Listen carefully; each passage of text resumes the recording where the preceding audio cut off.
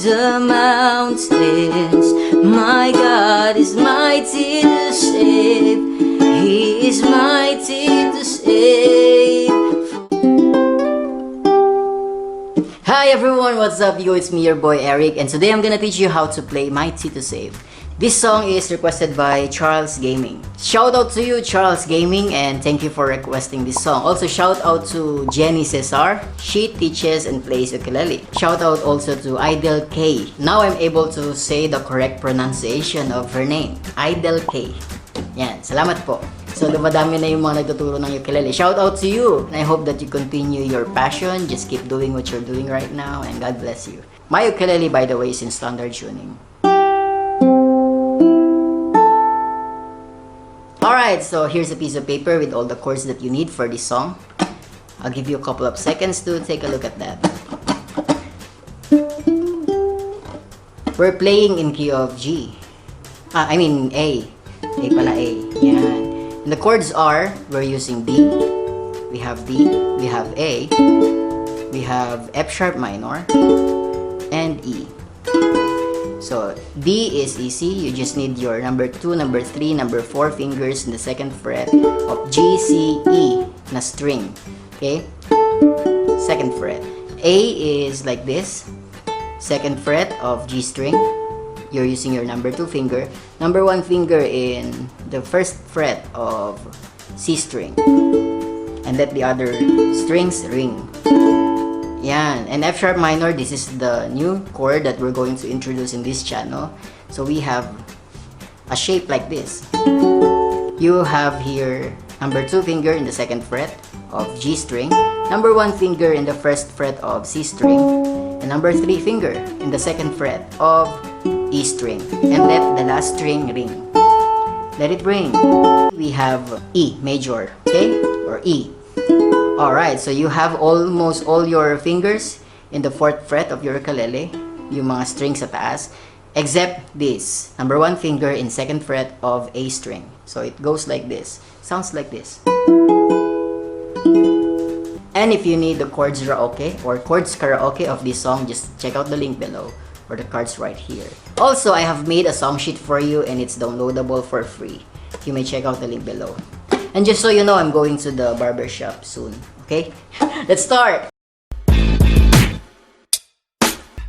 Alright, so let's proceed to the strumming pattern of the song. We're using down, down, up, up, up, down. But if you want to alter the intro, you can use down, up, down, up, down. And then up, up, up, down. So it goes like this. That kind of sound.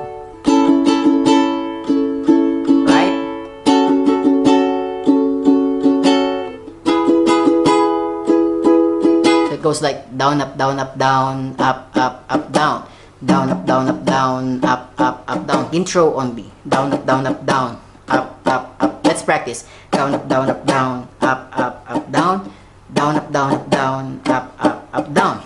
All right. For most part, we're using down, down, up, up, up, down. Let's feel the rhythm. Practice.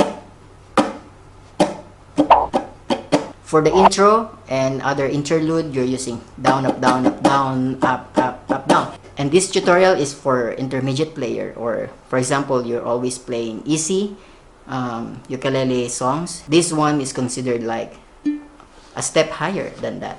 Alright, so let's try now. The intro, we have B, we're using A, we have F sharp minor, and E. So again, let's use down, up, down, up, down, up, up, up, down. But if you're not comfortable using that strumming pattern, we just use down, down, up, up, up, down. It's easy, right? There's no problem at all. But for the sake of this tutorial, we're using down, up, down, up, down, up, up, up, down. Okay, so 4 counts or 4 beats each chord.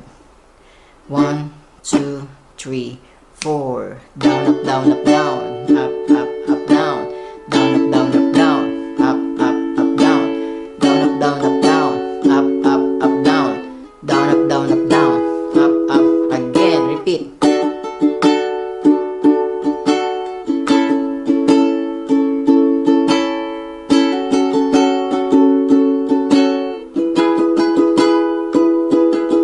So you heard that. Before I go to F sharp minor from A, you can actually do a hammering.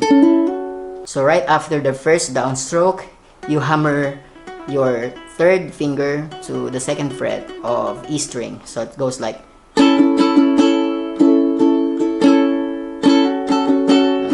something like that. So that's the intro. Now let's proceed to the verse. The verse has the same chord progression: D, A, F sharp minor, and E. Let's start. So suppose you come from intro, the last chord is E. D. Everyone needs compassion. A. Love that's never F sharp minor. E. You let mercy fall. Repeat on me. Everyone needs for A. The kindness of the F sharp minor. E. The hope of nation. Now after the hope of nation, we have this, it's a kind of instrumental right before the chorus. It goes like this: D, E, D, and E. Alright, so it's like 2 beats each. Okay, 1, 2, 1, 2, 1, 2, 1, 2. So for our strumming pattern, we have down, down, that's 2 beats, up, up, up, down, that's another 2 beats. So we just use it like that: down, down, up, up, up, down, D, E, 2 times. So it's like down, down, up, up, up, down, down, down, up, up, up, down. Alright, you get that? Again, so the hope of nation. Up, up, up, down, down, down, up, up, up, down. And after that, we're now in the chorus and the song is almost done. So for the chorus, we have A, 4 beats. Savior, He can move. E, the mountains, 4 beats. My God is D, 2 beats. Mighty to A, save. He is F sharp, mighty to, and E, 2 beats. Save. Sounds like this. D, A, 2 beats. F sharp minor, 2 beats. E, 2 beats. Again. 4 beats, 4 beats. And then we have 2 beats D, 2 beats A, 2 beats F sharp minor, and 2 beats E. Now after that, we are now in the bridge part, yung part ng Shine Your Light. Before we go there, we have this interlude. Sounds like this: D, A, and E. So 2 beats D, 2 beats A, and 4 beats E. Okay, so it goes like 1, 2, 1, 2, and 1, 2, 3. Again, 2 times yan, 2 times. Yan, to Shine Your Light. Same chord progression, except when you want to apply the F sharp minor in the last part. So it goes like, shine your light and let the whole world see. Okay, so that's it. But if you want to add, a bit of dynamics or just to copy what they do in that song, it goes like, shine your light and let the whole world see. We're singing. So up, down, you need to do the F sharp minor and then do up, down. We're singing, yun, right? So, shine your light and let the whole world see. We're singing for the glory. You get that? You need to practice that. King, my Jesus. Ten and ten. Okay, let's do it like that. 1, 2, 3, 4. 1, 2. 4. Okay, so instead of using down only, you use down up. Okay, and then go back to the bridge.